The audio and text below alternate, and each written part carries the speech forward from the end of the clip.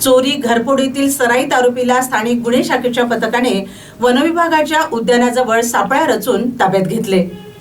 त्यांच्याकडून 9 चोरी घरफोडीतील एकूण 5,88,000चा मुद्देमाल हस्तगत करण्यात आलाय। अक्षय दयाराम मसराम राहणार नेताजी नगर असे अटकेतील आरोपीचे नाव आहे। स्थानिक गुन्हे शाखेचे पथक गस्तीवर असताना त्यांना अक्षय हा वनविभाग उद्यानाजवळ गुन्हा करण्याच्या उद्देशाने फिरत असल्याची माहिती मिळाली।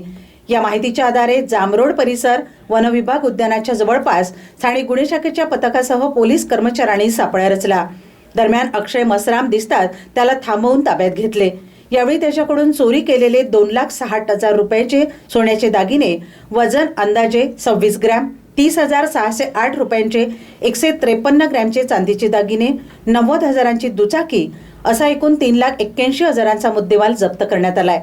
तसेच त्याने यवतमाळ शहरात व पुसद तालुक्यात केलेल्या विविध चोरीतील टीव्ही व सिलेंडर त्याच्या राहत्या घरी ठेवल्याची माहिती दिली। त्यावरून पोलिसांनी सदर 2,999 रुपयांचा मुद्देमाल घरून जप्त करण्यात आला। सदर मुद्देमाल अवधूतवाडी पोलीस ठाण्यातील लोहारा येथील 2 तर वसंतनगर पोलीस स्टेशन हद्दीतील 1 चोरीत असल्याची कबुली त्यांनी पोलिसांना दिली। ही कारवाई पोलीस अधीक्षक कुमार चिंता, अपर पोलीस अधीक्षक अशोक थोरात, स्थानिक गुन्हे शाखेचे पोलीस निरीक्षक सतीश चौरे यांच्या मार्गदर्शनात सहाय्यक पोलीस निरीक्षक मनीष गावंडे, पोलीस उपनिरीक्षक गजानन राजमल, सय्यद साजिद, योगेश गटलेवार, प्रशांत हेडाऊ, रुपेश पाली, योगेश डगवार, सचिन घुगे, निलेश राठोड, सुनील पैठणे, आकाश सहारे, देवेंद्र होले, आकाश सूर्यवंशी यांनी केली।